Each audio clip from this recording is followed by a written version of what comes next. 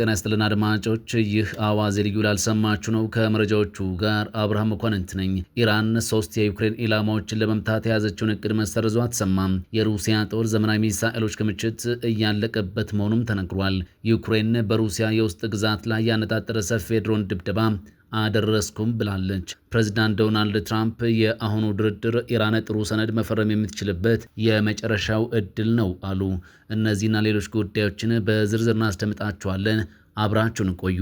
ኢራን 3 የዩክሬን ኢላማዎችን ለመምታት የያዘችውን እቅድ መሰረዟን ይፋ አደረገች። የሁለንተናዊ መሪው ከፍተኛ ወታደራዊ አማካሪ ኬቭ ቴህራንን ይቅርታ በመጠየቋ ምክንያት ጥቃቱን ሰርዘነዋልም ብሏል።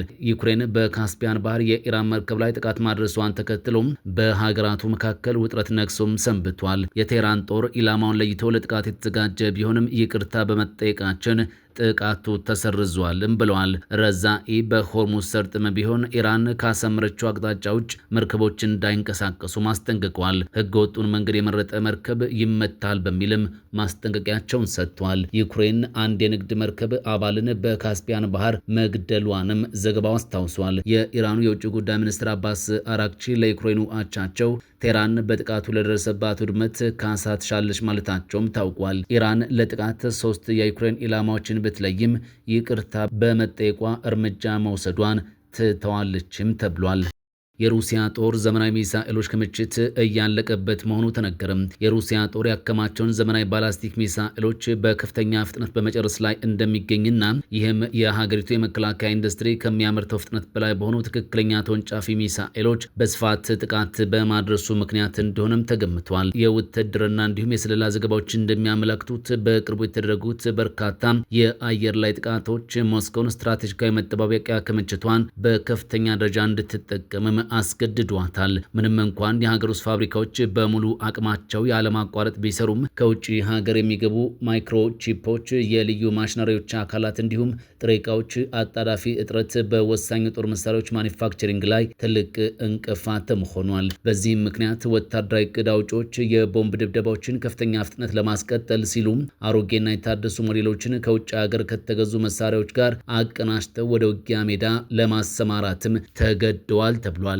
ይህ ተደጋጋሚ የምርት እጥረት ክሬምሊን ጥቃቶቿን ለማስቀጠል በውጭ ሀገር የጦር መሳሪያ አቅራቢዎች ላይ ከጊዜ ወደ ጊዜ ጥገኛ እንድትሆን አድርጓታል። ይህም ስር የሰደደ የኢንዱስትሪ ማኒፋክቸሪንግ እጥረት የሩሲያን የረጅም ጊዜ ውትድርና ጽናት በእጅጉ የሚጎዳው ነው ተብሏል። ማዕቀብ የተጣለበት የመከላከያ ኢንዱስትሪ የዘመናዊ ከፍተኛ ውጊያ የሚጠይቀውን ከፍተኛ ወጪና ፍላጎት ማካካስ አለመቻሉን በግልጽ ያሳያልም ተብሏል። በሌላኛው መረጃችን ደግሞ በሩሲያ በሰው በተጨናነቀ የባህር ዳርቻ ላይ ድሮን ተከስክሶ የ7 ሰዎች ሕይወት ማለፉ ታውቋል። በሩሲያ ክራስኖዳር ክራይ ክልል ማዘጋጃ ቤት ስር በሚገኘው በሰው በተጨናነቀ የባህር ዳርቻ ላይ ዛሬ ጧት አንድ ድሮን ተከስክሶ በመፈንዳቱ የሰው ሕይወት ማለፉ ታውቋል። ጥቃቱ የተፈጸመው ሌሊቱን ሙሉ በተካሄደው የድሮን ጥቃት ማዕበል ወቅት ነው ተብሏል። የሩሲያ ባለስልጣናት እንደገለጹት የሞቱ ሰዎች 3 ሕጻናትን ጨምሮ 7 ሰዎች መሆናቸውንም ይፋ አድርጓል። የቆሰሉትን ስንመለከት ደግሞ ከ40 እስከ 47 የሚደርሱ ሰዎች ጉዳት ደርሶባቸዋል የተባለ ሲሆን ቢያንስ 21 ሰዎች ለሕክምና ወደ ሆስፒታል ተወስደዋልም ተብሏል። የበርካታ ተጎጂዎች ሁኔታ አሁንም አሳሳቢና አደገኛ ደረጃ ላይ ይገኛልም ተብሏል። በባህር ዳርቻው ላይ በነበሩ ሰዎች የተቀረጹ የቪዲዮ ምስሎች ኃይለኛ ፍንዳታ ከመከሰቱ በፊት ድሮኑ በፍጥነት ወደ ህዝቡ መውረዱን ያሳያሉ። የሩሲያ ባለስልጣናት ዩክሬን ሆን ብላ ሲቪሎችን ኢላማ ያደረገ ጥቃት ፈጽማለች ሲሉም ከሷል። የሩሲያ መገናኛ ብዙሃንና የወታደራዊ ተንታኞች እንደሚሉት ድሮኑ በሩሲያ የአየር መከላከያ ወይም የኤሌክትሮኒክስ ጦርነት ስርዓቶች ተመቶ አቅጣጫ በማጣቱ ባህር ዳርቻው ላይ ሊከሰከስም ችሏል። ድሮኑ የተከሰከሰው የሩሲያ ዋና የሚሳኤልና ኤሮስፔስ ኩባንያ ኤንፒኦ ሰራተኞች መዝናኛ የሆነው ራስቬት ማዕከል አቅራቢያ ነው ተብሏል። በተለምዶ የፑቲን ቤተመንግስት ተብሎ ከሚጠራውና በከፍተኛ ሁኔታ ጥበቃ የሚደረግለት ቀጠናማ አቅራቢያ ነው። ዩክሬን ለክስተቱ ኃላፊነት አልወሰደችም። የባህር ዳርቻው የተኮሰችበት ዋና ኢላማ ስለመሆኑም ያረጋገጠችው ነገር የለም። የኪቭ ባለስልጣናት የረጅም ርቀት ጥቃቶቻቸው ሁልጊዜም ቢሆን በሩሲያ ወታደራዊና የኃይል መሰረተ ልማቶች ላይ ብቻ ያተኮሩ መሆናቸውን በተደጋጋሚ ሲያነሱ ይደመጣሉ። ድሮኑ በባህር ዳርቻው ላይ እንዲወድቅ ያደረገው ትክክለኛ ምክንያት አሁንም በምርመራ ላይ የሚገኝ ሲሆን የቀረቡት ተቃራኒ ማብራሪያዎች በገለልተኛ አካላት የተረጋገጡ አይደሉም። ይህ በእንዲህ እንዳለ ዩክሬን በሩሲያ የውስጥ ግዛት ላይ ያነጣጠረ ሰፊ የድሮን ድብደባ ፈጸመች። ዩክሬን በሩሲያ ወታደራዊ ተቋማትና የኃይል መሰረተ ልማቶች ላይ ያነጣጠረ ከፍተኛ የድሮን ጥቃት ማድረሷም ተሰምቷል። ጥቃቱ በሁለቱ ሀገራት መካከል ግጭት ከተቀሰቀሰ ወዲህ ከተፈጸሙት ረጅም ርቀት የሚሸፍኑ ስትራቴጂካዊ እርምጃዎች መካከል አንዱ ነው ተብሏል። የሩሲያ የሀገር ውስጥ መከላከያ ሚኒስቴር እንዳስታወቀው የአገር መከላከያ ሰራዊቱ ከ665 በላይ የዩክሬን ድሮኖችን በአየር ላይ ማክሸፍም ችሏል። ሆኖም ከተለያዩ የሩሲያ ክልሎች የተገኙ መረጃዎችን እንደሚያመላክቱት በበርካታ አካባቢዎች ላይ ከባድ ጉዳት ተመዝግቧል። በሳራቶቭ ክልል በተካሄደው ጥቃት የሳራቶቭ ዘይት ማጣሪያና የረጅም ርቀት ስትራቴጂካዊ ቦምብ ጣይ አውሮፕላኖች ማረፊያ የሆነው ኤግልስ የአየር ኃይል ጣቢያ ኢላማ መደረጋቸው ታውቋል። በተጨማሪም ከዩክሬን ድንበር ከ1300 ኪሎ ሜትር በላይ ርቀት በሚገኘው ክልል በተፈጸመ የድሮን ጥቃት የሶስት ሰዎች ሕይወት ማለፉን የአካባቢው ባለስልጣናትም አረጋግጧል። በተመሳሳይ በቤልጎሮድ አካባቢ በተሰነዘረ ጥቃት የሶስት ሰዎች ሕይወት ሲያልፍ 5 ሌሎች ደግሞ ከባድና ቀላል አካል ጉዳት ደርሶባቸዋልም ተብሏል። ይህ የቅርብ ጊዜ የጥቃት ማዕበል ዩክሬን ከግንባር መስመር ርቀው በሚገኙ የሩሲያ ስትራቴጂካዊ የጦር ኃይልና የኃይል መሰረተ ልማቶች ላይ የምታካሄደውን የረጅም ርቀት የአየር ላይ ዘመቻ አጠናክራ መቀጠሏን አመላካች እንደሆነም ተንታኞች እያነሱ ነው።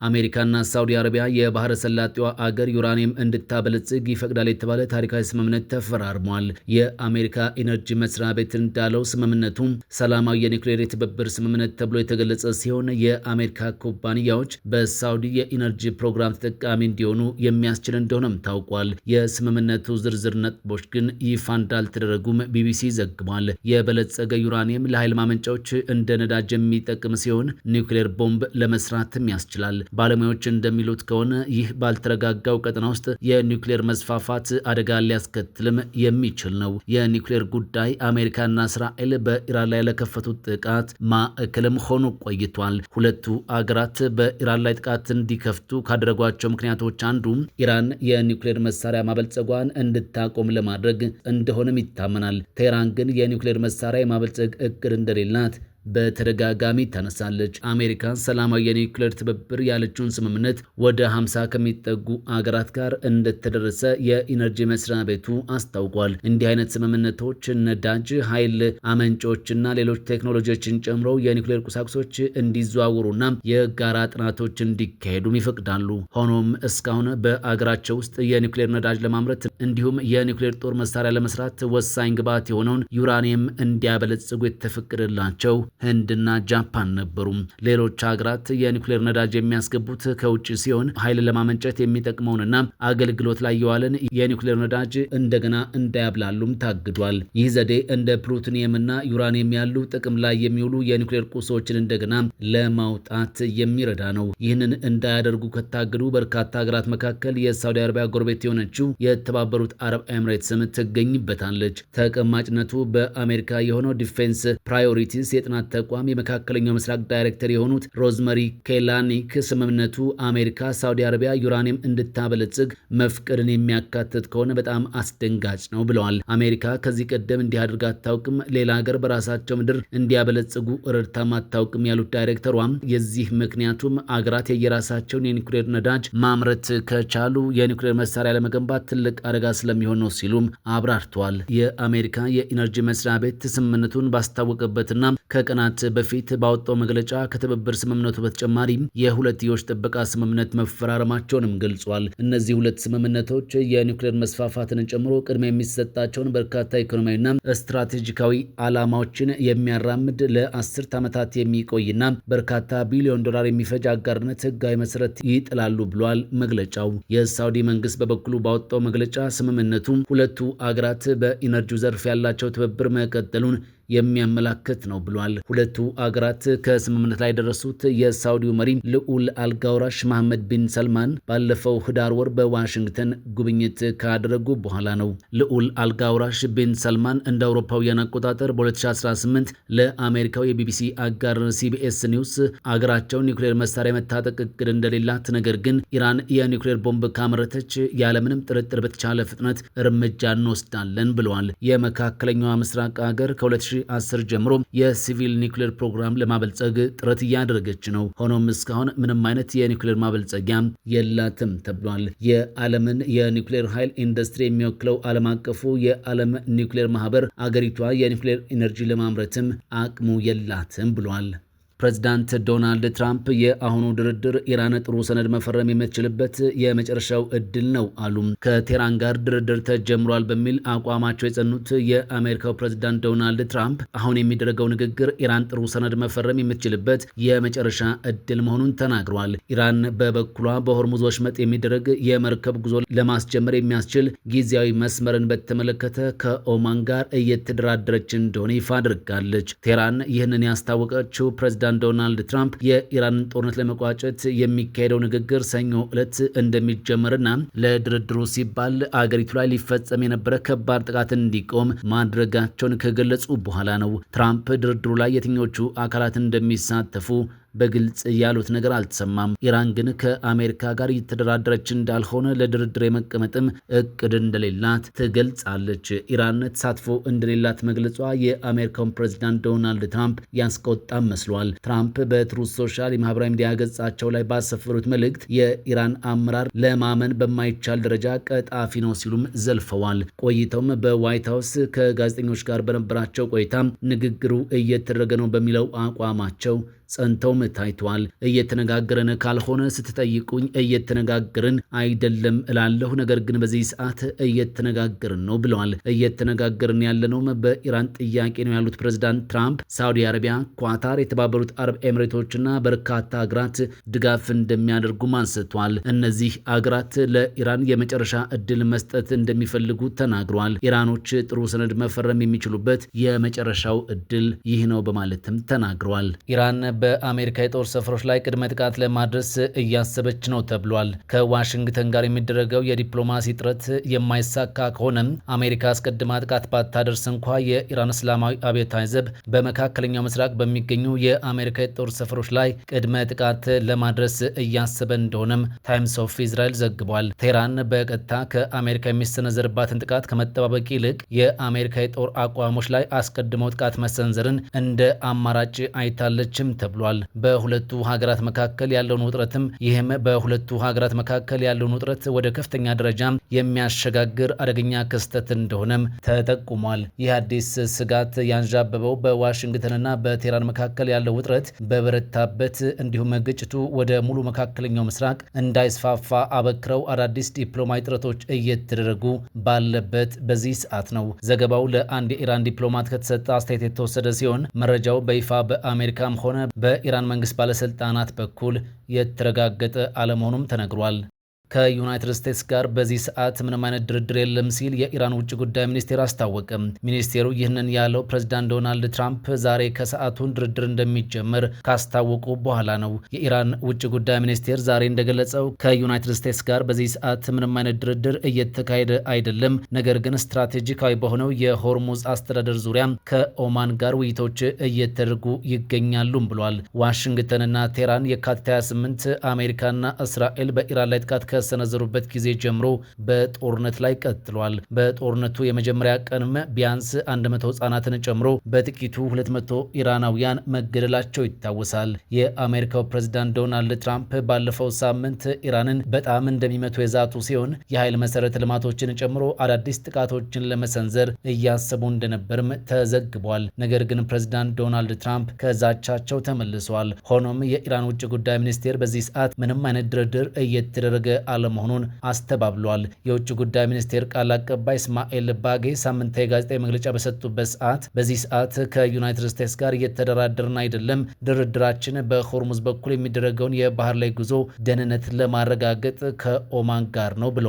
እስማኤል ባጌ በውሃ መስመር ማዶ ከምትገኘው ኦማን ጋር የሚደረገውን ውይይት አዎንታዊ ሲሉ የገለጹት ሲሆን ውይይቱ በአዲስ የባህር መስመር ላይ ስምምነት ለመድረስ ያለመ እንደሆነም ተናግረዋል። አክለውም ክልላዊም ሆኑ ከክልሉ ውጭ ያሉ አካላት ይህንን የኢራን ኃላፊነት የተሞላበት እርምጃ እንደሚያደንቁና አዎንታዊ አቀራረብ እንደሚከተሉም ተስፋ እናደርጋለን ብለዋል። በኢራን ወደቦች ላይ የተጣለው የአሜሪካ የባህር ኃይል እገዳ እስከቀጠለ ድረስ በሆርሙዝ ያለው ሁኔታ ሳይለወጥ ይቆያል ሲሉ የኢራንን አቋም አጽንኦት ሰጥተው በድጋሚም ተናግሯል። የሆርሙዝ የሺፒንግ መስመር ጦርነቱን ለማስቆም በሚደረገው ጥረት ውስጥ ዋናው አከራካሪ ነጥብ ሆኖ ዘልቋል። ከጦርነቱ በፊት በሆርሙዝ በኩል ለሁሉም መርከቦች ነፃ የባህር ላይ ጉዞ ነበረ። ነገር ግን ኢራን ለአሜሪካና እስራኤል ጥቃቶች በሰጠችው ምላሽ መስመሩን ዝግ አድርገዋለች። ትላንት እሁድ እስማኤል ባጌ ለሀገሪቱ መንግስታዊ ቴሌቪዥን በሰጡት ቃል የሆርሙዝ መስመር ከኦማን ጋር በጋራ ለማስተዳደር የሚደረገው ስምምነትም ተቃርቧል። አሁን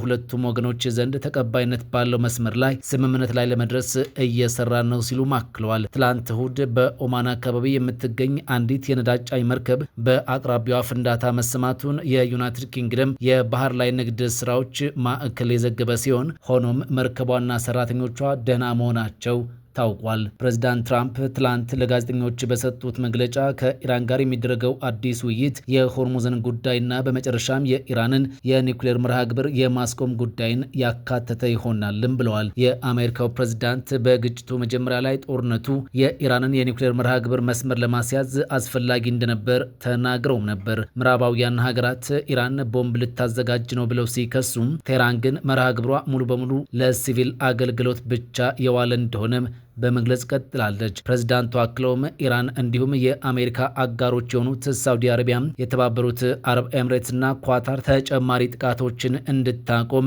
እንደጠየቋቸውም አንስቷል። እነዚህ ጥቃቶች ቢፈጸሙ ኖሮ ከሁለተኛ ዓለም ጦርነት ወዲህ ትልቁ ጥቃት ይሆን ነበር ሲሉም ፕሬዝዳንቱ ተናግረዋል። የኢራን መገናኛ ብዙሃን ግን ቴህራን ትራምፕ ጥቃት እንዳይሰነዝሩ ጠይቃለች መባሉን አስተባብለው ጽፏል። ፕሬዝዳንት ትራምፕ ጦርነቱን የሚያቆም ስምምነት ተቃርቧል እያሉ ደጋግሞ የተናገሩ ቢሆንም ውጊያው ግን አሁንም እንደቀጠለ ነው። ቀደም ሲል ለቴህራን አስፈሪ የዛቻ ማስጠንቀቂያዎችን አስተላልፈው በኋላ ግን ዲፕሎማሲው እየሰራ ነው በማለት ሀሳባቸውንም በተደጋጋሚ ቀያይሯል። በተፎካካሪዎቹ መካከል ቀደም ሲል የተደረገው የተኩስ ማቆም ስምምነት ባለፈው ወር መጣሱም ይታወሳል። ያ ስምምነት የዓለምን ኢኮኖሚ ለማንቀሳቀስ አስፈላጊ የሆኑ የኃይል ኤክስፖርቶችን የሚጭኑ መርከቦች በሆርሙዝ በኩል እንዲያልፉ መንገድ ይከፍታል ተብሎም ተጠብቆ ነበር። የኢራን የፓርላማ አባልና የብሔራዊ ደህንነት ኮሚሽን ቃል አቀባይ እሁድ ዕለት እንደተናገሩት አስታራቂዎች በሰኔ ወር ተደርሶ የነበረውን የአሜሪካ ኢራን የመግባቢያ ሰነድ ለማደስ እየሞከሩም ይገኛል። ያ ስምምነት እንደ የመጨረሻ የሰላም ስምምነት የታሰበ ሳይሆን አጠቃላይ ለሆነ ስምምነት ድርድር እንደ መሸጋገሪያም እርምጃም ነበር። የኢራኑ ፕሬዝዳንት ማሱድ ፔዜሽኪያን በኤክስ ገጻቸው ላይ ጠላት የተፈረመውን ቃል ኪዳን እንዲያከብር ለማድረግ መጋደል አለብን ሲሉም ሀሳባቸውን አጋርቷል። በሌላ መረጃ ኢራን በቀጠናው ውስጥ የእስልምና ሀገራት የደህንነት ህብረት እንዲመሰረት ጥሪ ማቅረቧት ሰምቷል። የኢራን ጊዜያዊ መከላከያ ሚኒስትር ትላንት እሁድ በእስልምና ሀገራት መካከል የጋራ የደህንነት ስርዓት እንዲኖር ጥሪ ማቅረባቸው ታውቋል። ከቀጠናው ውጭ ያሉ ሀገራት ኃይሎች መኖር በቀጠናው ውስጥ አለመረጋጋትን ከመፍጠር ባለፈ ምንም የሚፈይደው ነገር እንደሌለም በመግለጽ ተናግረዋል። ብርጋዴር ጀነራል ሰኢድ ማጂድ ከቱርክ የመከላከያ ሚኒስትር ያሻር ጉለር ጋር በስልክ ባደረጉት ውይይት የቀጠናው ደህንነት መጠበቅ ያለበት ራሳቸው በቀጠናው በሚገኙ ሀገራት እንደሆነ ሰሞንኛው ጦርነት ማሳየቱንም ተናግረዋል። ሚኒስትሩ ኢራን፣ ቱርክ፣ ፓኪስታን፣ ሳውዲ አረቢያ፣ ግብጽና ሌሎችንም የሚያካትት የእስልምና ሀገራት የደህንነት ህብረት እንዲመሰረትም ሀሳብ አቅርበዋል። እንደ ሚኒስትሩ ገለጻ ከሆነ ከዩናይትድ ስቴትስ ጋር የተደረገው የተኩስ ማቆም የመግባቢያ ሰነድ የተፈረመው በቀጠናው ዘላቂ ሰላምን ለመመለስና በወዳጅና ጎረቤት ሀገራት ጥያቄ መሰረት ቢሆንም ዋሽንግተን ቃሏን በማጠፍ ረጅም ታሪክ ያላት በመሆኑ ኢራን በሌላኛው ወገን ላይ ምንም አይነት እምነት እንደሌላትም አንስቷል። የሀገሪቱ የታጠቁ ኃይሎች ማንኛውንም ጥሰት በተመጣጣኝ ሁኔታ ለመመለስ ሙሉ በሙሉ ዝግጁ ሆነው እንደሚቀጥሉም አክለው ገልጸዋል። ከፍተኛው የኢራን መከላከያ ባለስልጣን በጋዛ፣ ሊባኖስ፣ ሶሪያና ኢራን ላይ እስራኤል ያደረገችውን እርምጃም ኮንነዋል። አሜሪካ በሄዝቦላ ላይ አዲስ ግንባር ለመክፈት ያወጣችው የቅርብ ጊዜ መግለጫ መላውን ቀጠና ለአዲስ የደህንነት ስጋት ሊያጋለጥ እንደሚችልም አስጠንቅቋል። እስራኤል በሶሪያና በሊባኖስ ውስጥ የደህንነት ቀጠናዎች ለመፍጠር ያቀደችው እቅድ ለሰፊ ቀውስ መነሻ እንደሆነም አንስቷል። ባለስልጣኑ ደህንነት የራሳችን ጉዳይ ነው፣ ከቀጠናው ውጭ ባሉ ኃይሎች ላይ ጥገኛ መሆን ዘላቂ ደህንነትን ሊፈጥር አይችልም ማለታቸውን የኢራን መገናኛ ብዙሃን አስነብበዋል። አዳዲስና ዘላቂ የደህንነት ስምምነቶችን ለመመስረት ኢራን ከቱርክና ከሌሎች የቀጠናው ሀገራት ጋር የጋራ ውይይቶችን ለመቀጠል ዝግጁ መሆኗን አክለውም ተናግረዋል። የተኩስ ማቆም የመግባቢያ ሰነዱ ሙሉ በሙሉ እንዲተገበርና ዲፕሎማሲው እንዲቀጥልም ድጋፋቸውን ሰጥቷል። በተጨማሪም ቱርክ የጎረቤቶቿን ግዛታዊ አንድነት እንደምትደግፍና ከኢራን ጋር በሽብርተኝነት ላይ በድንበር ደህንነትና በቀጠናዊ ጉዳዮች ላይ ትብብሯን ለማስፋት ዝግጁ መሆኗን ሚኒስትሩ አንስቷል። በቀጠናው ያሉ ሀገራት መተባበርም ዘላቂ ሰላም እንደሚያመጣም በማከል ተናግረዋል። ይህ በእንዲህ እንዳለ ኢራን 2 የሞሳድ ሰላዮችን በሞት ቻለው ብላለች። ኢራን ከእስራኤል የሞሳድ የስለላ ድርጅት ጋር በመሰለል ጥፋተኛ ሆነው የተገኙ 2 ሰዎችን ዛሬ በሞት መቅጣቷን ይፋ አድርጋለች። ኢራን 2 ሰዎች የጠቅላይ ፍርድ ቤቱ የሞት ፍርዳቸውን ካጸና በኋላ ዛሬ ሰኞ ማለዳ ነው በሞት የቀጣቻቸውም ተብሏል። የሀገሪቱ የፍትህ አካል የተሰቀሉት ሰዎች ኦሚድ ቤዛህድና ፑሪያ ሳቫት መሆናቸውንም ገልጿል። ባለስልጣናት እንደተናገሩት የሞሳድ የስለላ ድርጅት የካቲት 28 ከተጀመረው የአሜሪካ እስራኤል ወታደራዊ ወረራ ወዲህ የቀጥታና የተዘዋዋሪ የመገናኛ መስመሮችን በመጠቀም በኢራን ውስጥ ሰላዮችን ለመመልመል ሞክሮ ነበር ሲል መህር ኒውስ ጽፏል። ቤዛህድ ለ40 ቀናት ያህል በዘለቀው ጦርነት ወቅት የካርታ ሶፍትዌሮችን በመጠቀም ወታደራዊ የህግ ማስከበርና የደህንነት ማዕከላትን መረጃዎች፣ ጂኦግራፊያዊ ቦታዎችን ከሞሳድ ጋር ግንኙነት ላላቸው መረቦች በተደጋጋሚ ሲልክም ተገኝቷል ብሏል። ከእስራኤል ጋር ግንኙነት ያለው የቴሌግራም ቻናል አስተዳዳሪ የተላኩት መረጃዎች ከተረጋገጡ በኋላ በቀጥታ ወደ እስራኤል የጦር ኃይል ኢላማዎች ዝርዝር ውስጥ እንደሚካተቱና ደህንነቱ በተጠበቀ መስመር ለሞሳድ እንደሚተላለፍም ተነግሮት ነበርም ብሏል። ሳቫት በበኩሉ የሞሳድ የመገናኛ መረብ አካል ለሆነው ኢራን ኢንተርናሽናል ለተባለው የቴሌቪዥን ጣቢያ የቁልፍ ቦታዎችን ምስሎችና መረጃዎችን ልኳልም ተብሏል። እሱ ካቀበላቸው ቦታዎች መካከል አንዳንዶቹ በኋላም በቦምብ ተደብድበዋልም ብሏል ዘገባው። በተጨማሪም በ12ቱ ቀናት ጦርነት ወቅት ከፎቅ ላይ በመሆን የአየር መከላከያ ስርዓቶችን ቪዲዮ ቀርጾ አስተላልፏል ሲል የክሱ መዝገብም አመልክቷል። 2 መሰላዮች በእስላማዊ አብዮት ጥበቃ ኮርፕስ የደህንነት አካላት የተያዙ ሲሆን ከእስራኤል ጋር በመሰለልና በመተባበር ወንጀል ጥፋተኛ ሆነው ከተገኙ በኋላ ፍርዳቸው በጠቅላይ ፍርድ ቤቱ ተረጋግጦ ዛሬ ተፈጽሟል ተብሏል። አሜሪካ ከሶማሊያዋ ፑንትላንድ ክልል ጋር አዲስ የደህንነት ስምምነት ተፈራረመች። አሜሪካና የሶማሊያ ራስ ገዝ የሆነችው የፑንትላንድ ክልል ዋሽንግተን በቦሳሶ የወደብ ከተማ የሚገኘውን የወታደራዊ ቤዝ እንድታስፋፋ የሚያስችላትን አዲስ የደህንነት ስምምነት መፈራረማቸው ታውቋል። እንደ መረጃው ከሆነ የስምምነቱ ዋና ዓላማ በሰሜን ሶማሊያ የሚንቀሳቀሱትን የአይኤስአይስ ታጣቂዎችን ለመዋጋት የሚደረገውን የጸረ ሽብር ዘመቻ ማፋጠን ነው። በተጨማሪም ከዓለም አቀፍ የንግድ መርከብ እንቅስቃሴ ዋና መስመሮች መካከል በሚመደቡበት በቀይ ባህርና በኤደኑ ባህረ ሰላጤ አካባቢ የባህር ላይ ደህንነትን ለማጠናከር ያለመ እንደሆነም ተነግሯል። ይህ ስምምነት ይፋ የሆነው ፑንትላንድ በውጭ ግንኙነቷ ላይ ከፍተኛ ራስ ገዝነትን ለማንጸባረቅ በሚታይበትና በክልሏና በሶማሊያ ፌዴራል መንግስት መካከል ያለው የፖለቲካ ውጥረት እየጨመረ በመጣበት ወቅት እንደሆነም መረጃው ጠቁሟል።